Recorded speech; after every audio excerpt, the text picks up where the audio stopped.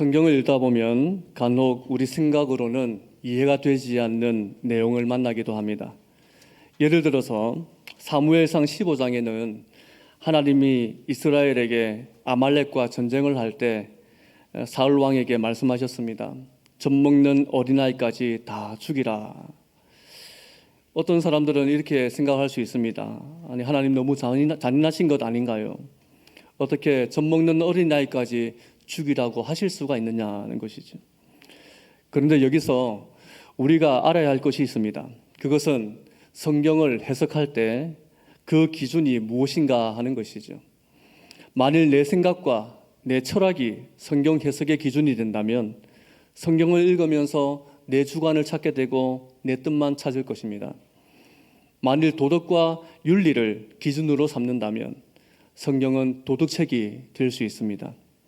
실제로 성경에서 말씀하는 윤리의 개념은 세상의 기준과 다른 부분들이 많이 있습니다. 그런데 우리가 성경을 하나님의 약속, 하나님의 말씀이라고 믿고 그것을 기준으로 삼는다면 성경은 하나님의 말씀으로서 나를 인도하실 것입니다. 오늘 읽은 말씀도 이해하기가 쉽지 않습니다. 말하기도 참 낯뜨거운 내용일 수가 있죠. 창세기 38장을 다 읽진 않았지만 전체 내용을 정리하면 이렇습니다. 며느리가 시아버지의 아이를 출산하였더라. 이 무슨 해괴망측한 일입니까? 그래서 제가 신학교 다닐 때 창세기 38장은 창세기에서 넘지 말아야 할 38선이다 라고 불렀습니다. 38장이니까요. 자, 그러면 오늘 이 말씀을 우리는 어떻게 봐야 하고 우리에게 무엇을 교훈하시는지를 한번 살펴보고자 합니다. 우선은 유다에게 지금 위기가 찾아왔습니다. 이것은 이스라엘의 위기요, 하나님 나라의 위기였습니다. 38장 1절 말씀인데요. 우리 화면을 보시면서 함께 읽어보겠습니다. 시작. 그 후에 유다가 자기 형제들로부터 떠나 내려가서 아둘람 사람 히라와 가까이 하니라. 그 후에라는 말로 시작을 합니다. 여기서 그 후에라는 말은 앞에 37장에서 형제들이 요셉을 미디안 상인들에게 팔아넘기고 자기 아버지 야곱에게 거짓말을 하고 난 후를 말하는 것이죠. 근데 이 모든 일의 주동자가 누구냐 살펴보니까 이 유다였습니다. 그 후에 유다가 요셉을 노예로 팔아버리고 난 후에 지금 유다는 가족을 떠나서 이방인들과 어울려 지냅니다. 그리고 가나안 사람 수아의 딸을 아내로 맞습니다. 그리고 세 아들을 낳았는데 이름이 엘과 오난과 셀라였습니다. 유다는 큰아들 엘을 위해서 아내를 데려왔는데 그가 바로 다말입니다. 그런데 장자 엘이 갑자기 죽습니다. 죽은 이유는 여호와 보시기에 악을 행하였기 때문이라고 말씀하죠. 그래서 7절에서는 여호와께서 그를 죽이셨다고 말씀합니다. 과연 무엇이 하나님 보시기에 악한 것이었을까요? 엘이 다말과 결혼한 후에도 자식이 없는 것을 보면 장자로서 대를 잇는 이 일을 경솔하게 여긴 것 같습니다. 바로 이것이 하나님 보시기에 악한 것이었죠. 엘이 죽음으로 유다는 둘째 아들 오난에게 형수에게 들어가서 대를 잇게 했습니다. 이것이 바로 수혼제도라는 것입니다. 형이 죽으면 동생이 형을 대신해서 대를 잇는 제도이지요. 그런데 오난도 형수에게 들어갔지만 땅에다가 설정을 했다고 성경은 기록합니다. 대를 잇지 않았다는 것이죠. 이 일에 대해서도 성경은 뭐라고 말씀하시는지를 우리 창세기 38장 10절을 우리 함께 읽어보겠습니다. 시작. 그 일이 여호와가 보시기에 악함으로 여호와께서 그도 죽이시니. 그 일이 여호와 보시기에 악함으로 하나님의 뜻과 약속을 무시한 죄의 결과가 바로 죽음이다고 성경은 우리에게 말씀합니다. 오난도 형과 마찬가지로 하나님의 뜻과 계획을 함부로 생각했던 것이죠. 그런데 이 두 아들의 잘못은 그들만의 문제가 아닙니다. 이 문제를 어디로까지 거슬러 봐야 할까요? 바로 그들의 아버지인 유다로부터 비롯이 되었습니다. 야곱은 12지파를 낳고 그의 이름이 이스라엘로 바뀌었죠. 이것은 하나님의 나라로서 구약의 교회의 모습이 어떠한지를 우리에게 보여줍니다. 야곱은 목자이고 치리자이며 재판장이었습니다. 그리고 12아들은 그들의 양들이며 그 장막의 성도였습니다. 이런 관점에서 유다가 요셉을 팔아버린 사건은 단순히 형과 동생, 이 골육 간의 문제만이 아닙니다. 이스라엘 장막에 속한 하나님 나라 이 12지파, 이 12개의 기업 중에 하나를, 그 요셉을 처분해버린 사건이죠. 이것은 야곱의 12아들 12지파를 통해서 하나님의 나라가 번성할 것이라고 하는 이 주님의 약속과 하나님의 뜻에 도전하는 행위였습니다. 게다가 유다는 가족을 떠나 이방 사람과 교제하고 가나안 여인과 결혼하면서 그 가나안 문화에 젖어들었다는 것이죠. 하나님의 뜻과는 거리가 먼 삶을 살았다는 것입니다. 그러니까 유다의 아들들이 대를 이어 자손을 번성해야 하는 이 막중한 사명을 가볍게 여기는 이유가 다 자기 아버지 유다에게 영향을 받았다는 것입니다. 그런데 유다는 자신의 문제를 깨닫지 못하고 있습니다. 이게 더 큰 문제라는 것이지요. 지금 유다의 가정에 일어나고 있는 일들 보십시오. 엘이 죽었습니다. 둘째 아들 오난도 죽었습니다. 이 모든 비극이 일어나고 있는데 이 화살을 누구에게 돌리고 있는지를 보십시오. 아무런 죄가 없는 며느리 다말에게 쏟아내고 있습니다. 우리 11절 말씀을 함께 읽어보겠습니다. 시작. 유다가 그의 며느리 다말에게 이르되 수절하고 내 아버지 집에 있어 내 아들 셀라가 장성하기를 기다리라 하니 셀라도 그 형들같이 죽을까 염려함이라. 다말이 가서 그의 아버지 집에 있으니라. 유다는 며느리 다말에게 친정에 가 있으라고 말했습니다. 이유는 막내 아들 셀라가 아직 어려서 대를 잇는 데 무리가 있다는 것이지요. 다말은 시아버지 유다의 말씀에 순종했습니다. 그래서 청산과부로 자기의 친정에서 수절을 하고 있었습니다. 그런데 유다의 속내는 따로 있었습니다. 우리 14절 말씀을 한 번 더 보실까요? 14절입니다. 시작. 그가 그 과부의 의복을 벗고 너울로 얼굴을 가리고 몸을 휩싸고 딥나 길곁 에나이 문에 앉으니 이는 셀라가 장성함을 보아서도 자기를 그의 아내로 주지 않음으로 말미암음이라. 마지막에 보니까 셀라가 장성했습니까? 장성하지 않았습니까? 장성했습니다. 그럼에도 불구하고 대를 잇게 하지 않았다는 것이죠. 유다는 애초부터 이 다말을 친정으로 그냥 보내버리고 모든 문제의 화근이라고 여겨지는 골치 아픈 이 며느리를 포기할 작정이었습니다. 지금은 없어졌지만 예전에는 우리에게도 그런 일들이 많았다고 하죠. 시집 가서 온갖 살림에 또 밭일에 고생은 고생하면서 시부모 복양해야 되지요. 남편 뒷바라지 해야 되지요. 그런데 자식이 없다고, 대를 이을 아들을 못 낳는다고 어떻게 했습니까? 진보딸을 사서 친정으로 쫓아보내는 일들이 있었습니다. 특히 옛날 순수한 신앙을 가지고 예수님을 믿었던 우리 어르신들, 우리 할머니들, 이 중에는 예수 믿는 것 때문에 집안에 오한이 생긴다, 네가 예수 믿는 것 때문에 온갖 고초를 겪는다, 이런 일로 핍박을 받았지 않았습니까? 옛날에는 야소교라고 했거든요. 네가 야소교 믿어서 네 서방 내 아들이 이 모양 이 꼬라지 된 거 아니냐, 그러면서 박해하고 쫓아내는 일들도 있었다는 것입니다. 지금 다말의 형편이 그렇습니다. 유다는 막내가 아직 어리다고 하지만 속내는 이렇다는 거예요. 분명히 저 며느리 때문에 집안에 우환이 생긴 게 분명하다. 저 서방 잡아먹는 여기까지 하겠습니다.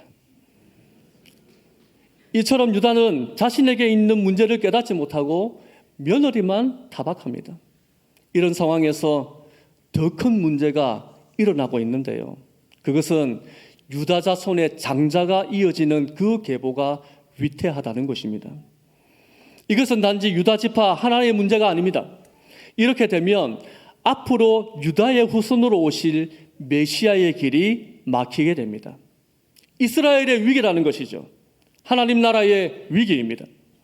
그런데 언약의 신실하신 하나님께서는 이렇게 죄악으로 물든 유다의 집에 은혜를 베푸십니다.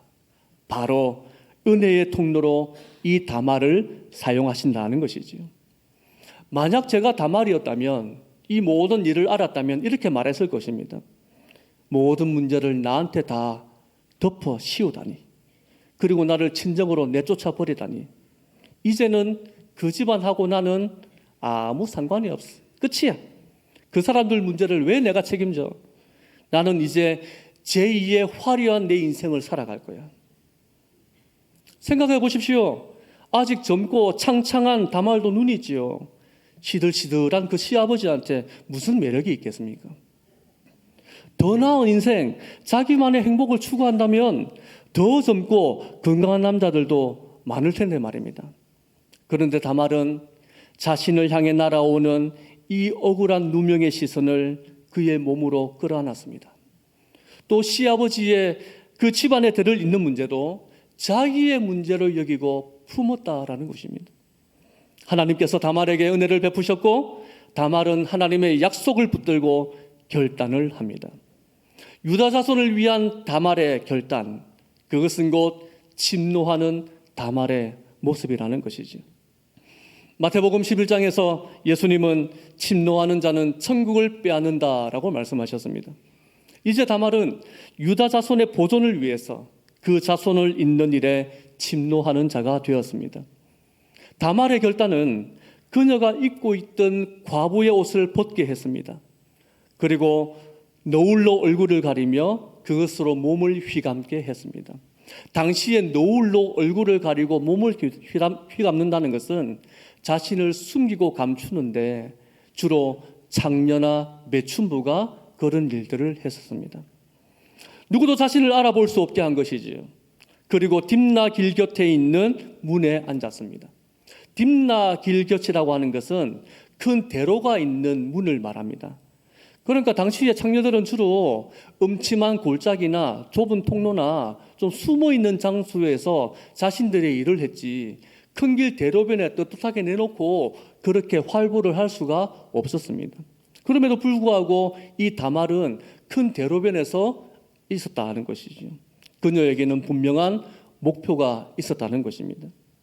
마침 시아버지 유다가 양의 틀을 깎으려고 딥나에 올라왔습니다. 가나안 문화에서는 이 당시에 양의 틀을 깎는 축제가 있었는데, 이때는 남자들이 술을 마시는 시기입니다. 술에 흠뻑 취해서 사리 구분도 하지 못하는 그런 축제를 열었다는 것이죠. 또 가나안 문화에서는 성적으로 문란한 기간이기도 합니다. 이 관습은 다산을 기원하는 가나안 땅, 이방 종교에서 시작이 되었습니다. 이때 남자들은 자기 아내 외에 신전에 있는 장녀나 매춘부와 관계를 맺는 것이 공개적으로 허용이 되었습니다. 때마침 자기 아내가 죽었던 유다가 장녀처럼 보이는 자기 며느리를 보고 음욕을 품는 것이지요. 그만큼 유다는 이미 가나안 사람들과 어울리면서 그들의 종교와 문화에 푹 빠져 있었던 것을 우리에게 알려줍니다. 반대로 다말은 어떠합니까? 그녀는 모든 것을 다 포기했습니다. 주위에서 뭐라고 하든 간에, 사람들이 어떤 시선으로 자기를 보든 간에 창창한 그녀의 남은 인생도 포기했습니다. 목숨까지도 걸어야 할 그 부도덕과 지탄의 대상을 스스로 자처하면서까지 포기를 했습니다.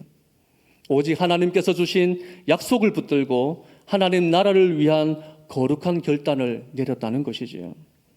그녀의 목표는 하나님의 구원 계획과 뜻이 멈추지 않고 온전히 이루어지는 것입니다. 바로 이것을 자신의 권리이자 의무로 여기고 세상의 모든 것을 다 포기했다는 것입니다.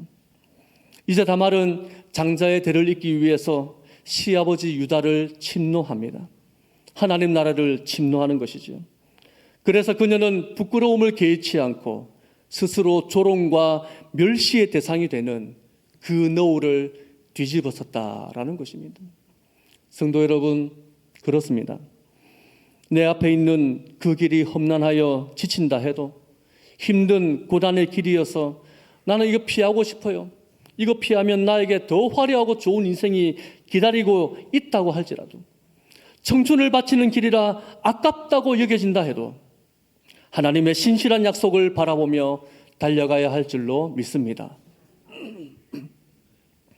세상이 멸시하고 사람들이 조롱한다 해도 오직 하나님께만 소망을 두는 성도가 되십시오.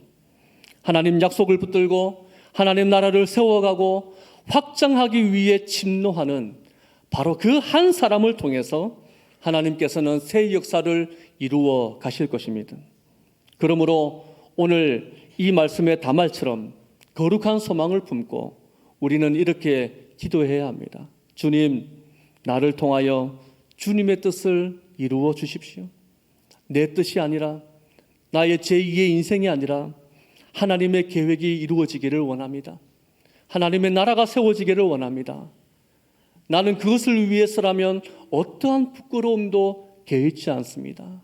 주님, 나를 통하여 주께서 하실 일을 행하시옵소서. 이렇게 헌신하고 결단할 수 있는 우리 모든 성도가 될 수 있기를 주님 말씀으로 축복합니다. 다말이 받은 축복, 곧 하나님 나라를 침노하는 자에게 주시는 약속의 복이 있습니다.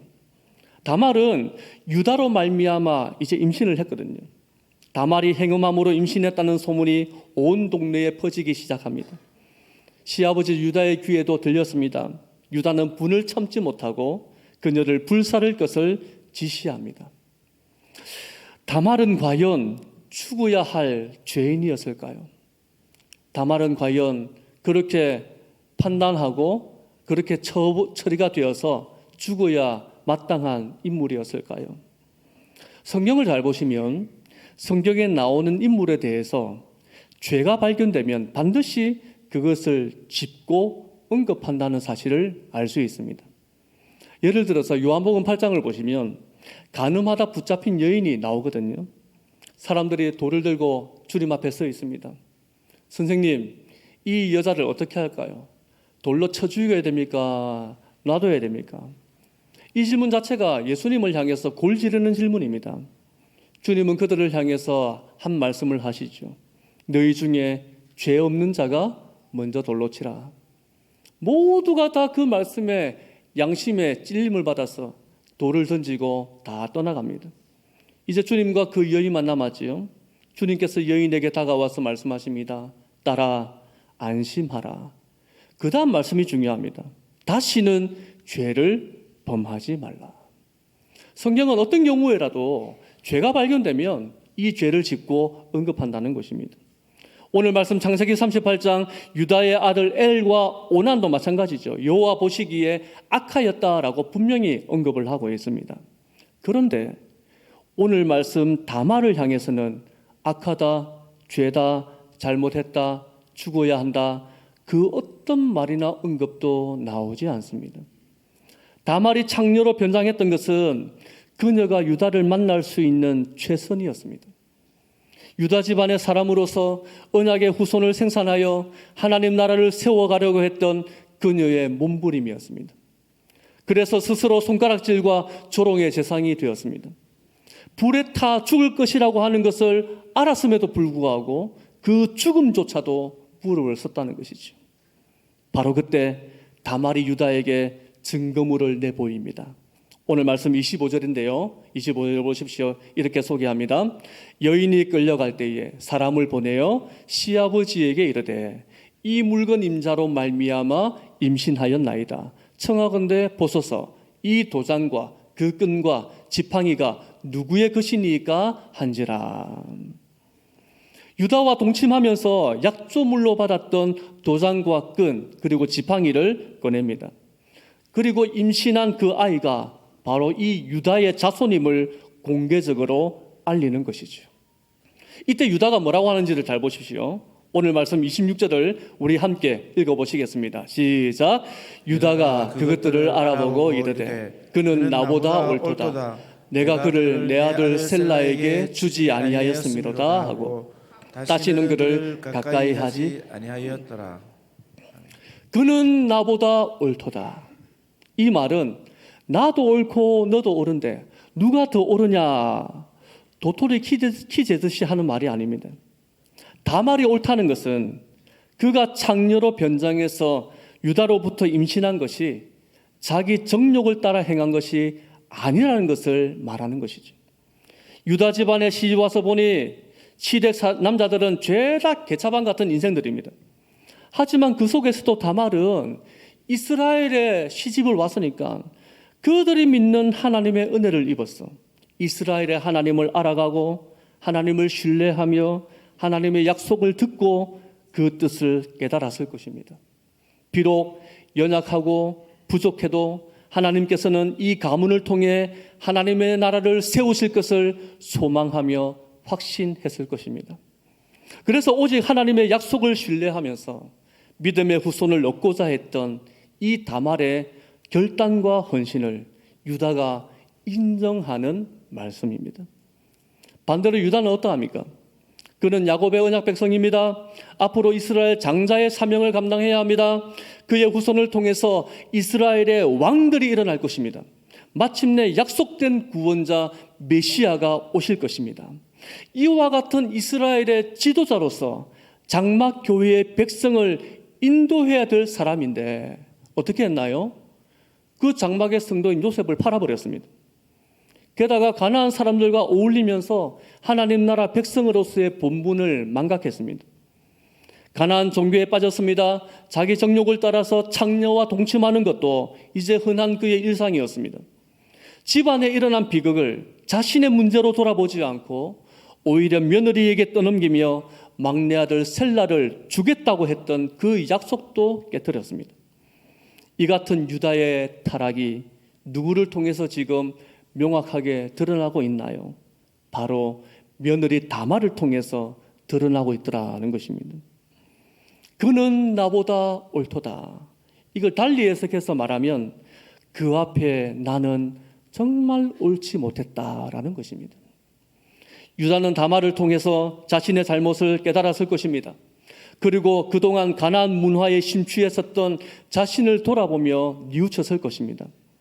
또한 자기와 형제들을 통해 하나님 나라를 세워서 하나님의 뜻을 이루어드려야 한다는 것을 깨달았을 것입니다.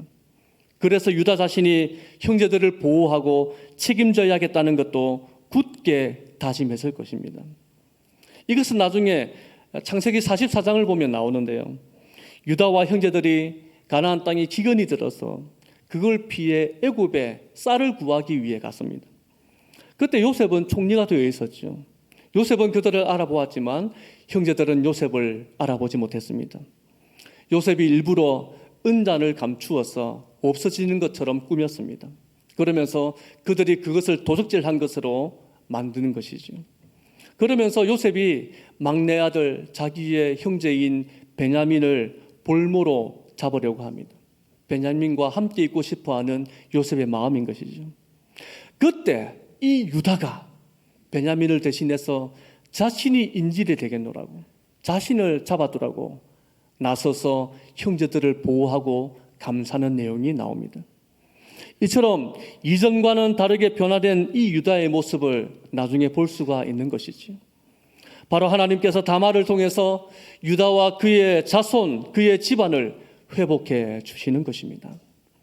이제 다말이 출산을 해서 아들을 낳는데 쌍둥이를 낳았습니다. 그런데 이놈들이 서로 먼저 나오려고 엄마 뱃속에서 고군분투 중입니다.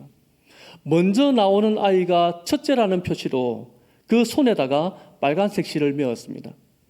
그런데 그만 다시 쏙 하고 들어가 버리는 거예요. 뒤에 있던 아이가 그 발목을 잡아 당긴 모양입니다. 그리고 손에 실을 매지 않은 다른 놈이 먼저 튀어나오는 것입니다. 산파가 놀라서 어찌하여 네가 형을 집어넣고 터뜨려서 튀어나왔느냐. 터뜨려서 나왔다고 해서 그 이름을 베레스라고 지었습니다.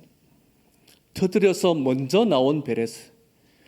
그도 역시 하나님의 은혜를 침노하는 자입니다.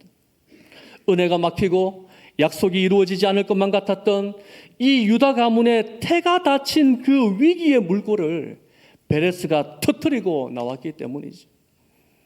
룻기 마지막을 보시면 보아스가 룻의 기업을 물으는 장면이 나옵니다. 이 보아스는 자신의 기업을 잇는 것이 아닙니다. 죽었던 엘리멜렉 가문의 기업을 잇는 것이죠. 정말 기업 물을 자의 권리와 의무를 신실하게 감당한 믿음의 사람이었음을 볼 수 있습니다. 우리나라는 결혼식을 하고 나면 패백을 하지 않습니까? 양가 부모님들과 어른들이 차례로 나와서 대추와 밤을 던집니다. 그러면서 아들, 딸 많이 낳고 잘 먹고 잘 살아라 이렇게 덕담을 나눕니다. 이처럼 성문에 있던 사람들이, 백성과 장로들이 보아스를 향해서 축복하는데 이렇게 축복하더라는 거예요. 우리 룻기 4장 12절 말씀을 함께 읽어보시겠습니다. 시작. 여호와께서 이 젊은 여자로 말미암아 내게 상속자를 주사 내 집이 다말이 유다에게 낳아준 베레스의 집과 같게 하시기를 원하노라 하니라. 다말이 유다에게 낳아준 베레스의 집과 같게 하시기를? 아니, 이 사람들이 노망이 걸렸습니까? 며느리가 시아버지에게 낳아준 베레스의 집과 같아라니요. 어떻게 그런 부도덕한 말을 할 수 있느냐 말입니다. 그러나 지금 창세기 38장을 함께 듣고 있는 우리는 이 축복이 얼마나 귀한지를 잘 알고 있을 것입니다. 막혀있는 물고와 같이 은혜는 가려졌고 눈앞의 현실은 절망적입니다. 가나안 이방 세계에 눈먼 이 유다의 모습이 그랬고 그 자손의 대가 끊어질 위기가 그러했습니다. 그러나 신실하신 하나님은 믿음의 한 사람을 세우셨습니다.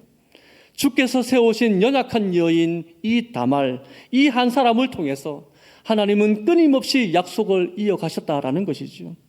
그래서 결국 유다의 자손으로 오실 예수 그리스도, 바로 그 구원의 계보가 다말이 낳은 베레스를 통해서 터뜨려졌다라는 것입니다. 이와 같이 보아스와 룻의 가정도 그렇게 되기를 백성들이 축복하고 환영하는 것입니다. 그러니 다말이 유다에게 낳아준 베레스의 집이라는 복이 얼마나 귀하고 은혜인지를 깨닫는 것이죠. 생각해보면 룻도 다말과 같은 처지 아니겠습니까? 그녀도 동서인 오르바처럼 자기 고향인 모압으로 돌아가면 화려한 새 출발을 할 수 있었습니다. 하지만 룻은 하나님의 심판으로 폭삭 망해버린 엘리멜렉 가문을 포기하지 않았습니다. 침노했습니다. 그녀는 하나님의 약속을 믿음으로 바라보고 결단하면서 하나님께로 돌아섰습니다. 하나님은 그녀에게 은총을 베푸셨고 보아스를 통해 오벳을 낳게 하셨습니다. 그래서 죽었던 본래의 가문을 다시 살려냈습니다. 그리고 룻은 다윗의 증조 할머니가 되는 믿음의 복을 받았던 것이죠. 룻기 마지막에 나오는 유다의 계보는 이렇습니다. 룻기 4장 18절에서 22절을 보시면 이렇게 소개를 합니다. 베레스의 계보는 이러하니라. 베레스는 헤스론을 낳고 헤스론은 람을 낳았고 람은 암미나답을 낳았고 암미나답은 나손을 낳았고 나손은 살몬을 낳았고 살몬은 보아스를 낳았고 보아스는 오벳을 낳았고 오벳은 이새를 낳고 이새는 다윗을 낳았더라. 여기 가만히 보시면요, 베레스의 계보는 이러하니라 라고 하면서 그 계보를 소개하는 의미가 있습니다. 유다로부터 맡겼던 대가 다말이 낳았던 빨간 글씨에 베레스가 터뜨렸습니다. 그래서 시작이 베레스인 것이죠. 룻의 아들 오벳도 사사시대에 막혔던 엘리멜렉 가문의 대를 터뜨렸습니다. 베레스로 시작해서 터뜨리고 다시 오벳이 터뜨리고 하나님의 약속이 막히는 위기 때마다 그 약속의 물꼬를 터뜨리고 또 터뜨리는 은혜의 역사가 계속해서 이어지더라. 이 족보를 통해서 하나님의 은혜를 우리에게 보여준다는 것입니다. 결국 구약시대에 평화가 없었던 사사시대가 정리가 되고 평화의 왕으로서 메시아 사역을 감당했던 다윗이 오기까지 유다 자손의 시작은 베레스였고 그 어머니가 다말이었다는 것이죠. 이것은 예수님의 계보를 통해서도 우리는 알 수 있습니다. 마태복음 1장 1절에서 3절 말씀을 보십시오. 이렇게 소개합니다. 아브라함과 다윗의 자손 예수 그리스도의 계보라. 아브라함이 이삭을 낳고 이삭은 야곱을 낳고 야곱은 유다와 그의 형제들을 낳고 3절을 읽으시겠습니다. 시작. 유다는 다말에게서 베레스와 세라를 낳고 베레스는 헤스론을 낳고 헤스론은 람을 낳고. 유다는 다말에게서 베레스를 낳았다. 무엇을 말씀하고 있는가요? 원래 다말은 유다의 며느리였지만 그러나 이제는 며느리가 아닙니다. 다말은 유다 자손의 어머니가 되었습니다. 바로 이것이 성경이 증언하는 다말이 받았던 복이라는 것이죠. 어떤 사람들은 창세기 38장을 읽으면서 이렇게 말할 수 있습니다. 오늘 말씀은 시아버지와 며느리의 부도덕한 근친상간이 일어나고 있음이 분명하다. 그리고 그 일 때문에 이게 아들인지 손자인지 정체불명의 사생아와도 같은 아들이 태어났다. 그러므로 예수 그리스도의 족보에는 심각한 문제점이 드러나고 있다. 그러나 성도 여러분, 우리가 하나님을 바라보는 믿음의 눈으로 이것을 해석하면 연약한 인생의 도덕적인 타락과 실패 속에서도 변함없이 약속을 따라 은혜의 역사를 이끌어 가시는 하나님의 섭리를 바라볼 수 있는 것입니다. 그 역사는 바로 예수 그리스도를 통해서 완성이 되었습니다. 다말과 주님을 한번 보십시오. 이 다말은 죄와 타락으로 실패한 유다와 그 가문을 위해서 스스로 조롱과 수치의 노울을 썼습니다. 그러나 그녀는 그것을 부끄러워하지 않았습니다. 죽음을 무릅쓰기까지 그는 유다와 그 자손을 끌어안았습니다. 예수님도 마찬가지죠. 죄로 인해 죽었던 우리를 위해서 이 땅에 찾아오시고 스스로 멸시와 수치의 십자가 너울을 짊어지셨습니다. 그러나 주님도 그것을 부끄러움으로 개의치 않으셨습니다. 오히려 우리를 위하여 죽으심으로 죄악된 우리를 그 죄로부터 끌어안으셨습니다. 예수님께서 십자가에 죽으신 것은 우리의 부끄러움을 부끄러워하지 아니하시고 오히려 그 부끄러움에 자신을 던지신 것입니다. 그러므로 죄 중에 살아가는 어떤 인생이라도 예수님의 사랑과 은혜를 힘입게 되면 주님의 몸으로 나의 부끄러움을 가리셨기 때문에 누구나 하나님의 뜻을 위해 쓰임받을 수가 있는 것입니다. 바로 이 은혜를 알고 깨닫는 자만이 하나님 나라와 영광을 위해 침노하는 자로 쓰임받을 수 있을 것입니다. 그러므로 성도 여러분, 하나님의 약속을 붙들고 거룩한 소망을 품고 하나님 나라를 침노하는 성도가 되시기를 주님 말씀으로 축복합니다. 여전히 내 삶은 공공하고 힘들고 어렵다 할지라도 고난 속에서 하나님의 약속이 더 빛을 발한다는 이 놀라운 사실을 잊지 마십시오. 오늘 말씀 다말처럼 잃을 거 다 잃어버려도 괜찮습니다. 화려한 제2의 인생을 출발하지 못해도 그거 과감하게 포기할 수 있기를 바랍니다. 그러나 하나님의 약속은 절대 포기하지 마십시오. 그 약속을 기대하는 소망을 끝까지 품으시기를 바랍니다. 바로 이것이 막혀있는 내 인생의 답답한 모든 문제를 터뜨릴 베레스가 될 것입니다. 터뜨리는 것은 한 번이 아닙니다. 지속적으로 터뜨리는 역사가 우리 하나님의 역사입니다. 마찬가지로 나뿐만 아니라 나를 통하여 내 주변의 많은 이들에게도 하나님의 은혜와 복을 흘려보내는 복된 인생으로 살아갈 수 있기를 주님 말씀으로 축복합니다. 그러므로 나 자신을 그리고 내가 가진 것을 내 모든 계획조차도 주님 뜻에 다 내려놓고 내게 주어진 나의 십자가의 너울을 쓰고 그것을 부끄러워하지 않는, 그래서 하나님 나라를 침노하는 믿음의 성도로 주 앞에 서시기를 주님 말씀으로 축원합니다. 오늘 말씀을 생각하며 함께 찬양하기를 원합니다. 주님 다시 오실 때까지 우리 앞에 놓여있는 나의 십자가, 그 십자가의 너울, 그 부끄러움을 감당하며 주님 뜻을 이루어드리기를 소원합니다. 주님 다시 오실 때까지 나는 이 길을 가리라.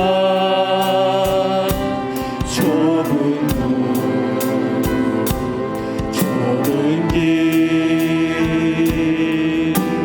나의 십자가 지고 나의 가는 이 끝에서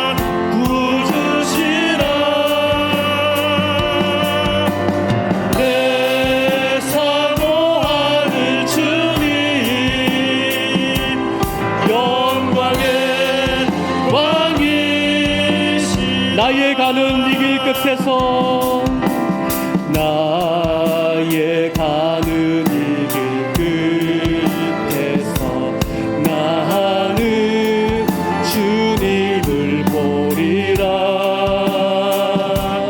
영광의 내 주님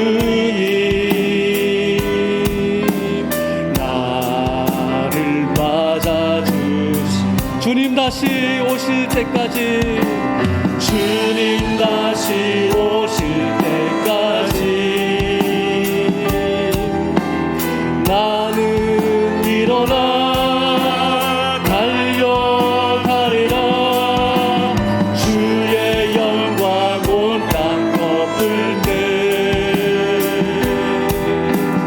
나는 일어나 노래하리.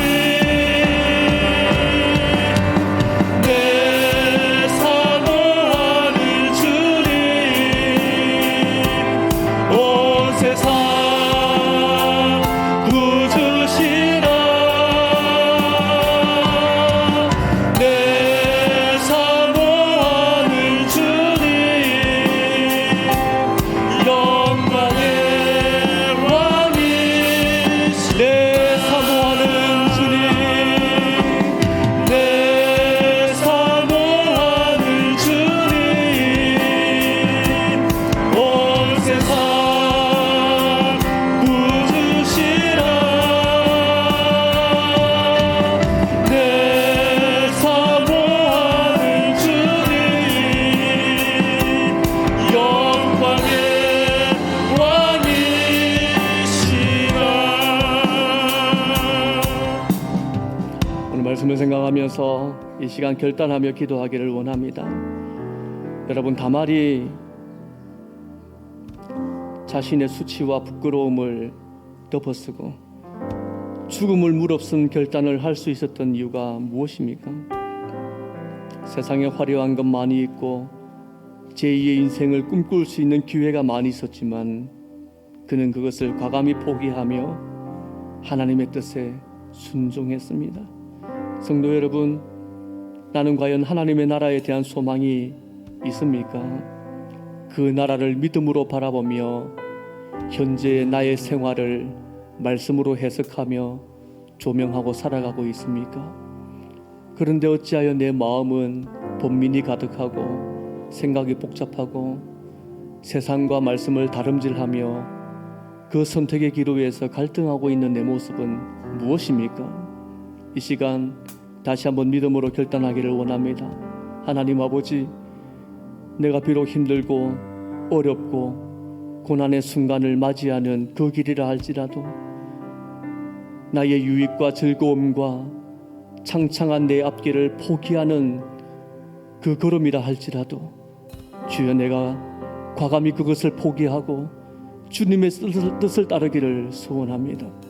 주님, 내가 가는 주님의 길이 나로 하여금 수치를 주고 부끄러움을 주고 나의 생명이 보장받지 못하고 위협받는 길이라 할지라도 내가 가는 그 길을 통해 하나님의 나라가 세워지기를 소원합니다. 주님의 뜻이 이루어지기를 원합니다. 주님의 구원의 놀라운 은혜가 민족과 열방 가운데 나타나여지는데 주님, 나를 사용하여 주시옵소서. 아버지 하나님, 내 모습, 내 연약한 심령, 나의 부족한 마음의 생각, 실수투성이인 나의 행동들, 그럼에도 불구하고 주님의 은혜의 손에 붙들리게 된다면 그 한 사람을 통해 새로운 역사를 창조하시는 주님을 바라보오리. 주님, 이 시간 주 앞에 엎드려 기도하고 결단하며 하나님 나라를 침노하고 갈망하고 사모하는 심령으로 섰으니 주여, 나를 통하여 주의 교회가 살아나고 우리 가정이 살아나고 목장이 살아나며 막혀있는 물고가 터뜨려지는 베레스의 역사가 일어나게 하여 주시옵소서. 다 같이 한 목소리로 주님 앞에 기도